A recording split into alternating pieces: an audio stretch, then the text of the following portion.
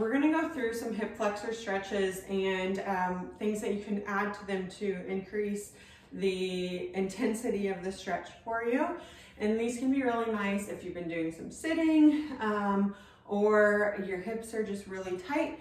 So we'll start in a kneeling position. You may want some sort of cushion under your back knee if that is uncomfortable for you. So maybe stick a pillow under there, or if you're in a gym setting or you have an ab mat, you can put an ab mat under there as well.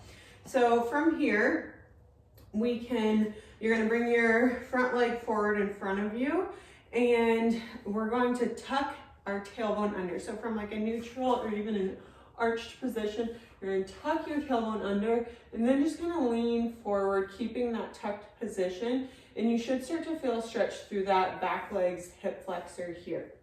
So just taking some deep breaths, really trying to lengthen that there. And then to add to that, you can reach your arms up overhead and lean over towards that front leg, and then you're gonna twist back. So if your balance is a little bit iffy, you can try taking that front leg out to the side a little more so you have a wider base. If that's still, if you're wobbling a lot, grab something to hold on to and just twist or raise one arm overhead as you twist back. So that should intensify that stretch. If you can, try to keep that tucked tailbone position throughout the movement. Okay, another variation of a hip flexor stretch where you can get a little bit deeper and you can even get into your hamstrings a little bit more is going into like a deep lunge. So back leg is kneeling with your knee on the floor, front leg is forward, and just shifting your hips forward here. So you can use your leg for support. If you want to put a chair or something in front of you, you can put your hands up on that, or if you have a yoga block. If it feels okay to bring your hands to the floor, and if you're flexible enough to get your elbows all the way down, you can do that as well.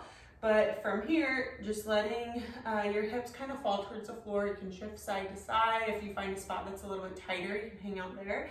You can even let that front knee kind of peel out to the side. So you're getting into your hips a little bit more here, keeping that foot on the floor. Okay, if that feels good for you, you can add in a twist with it.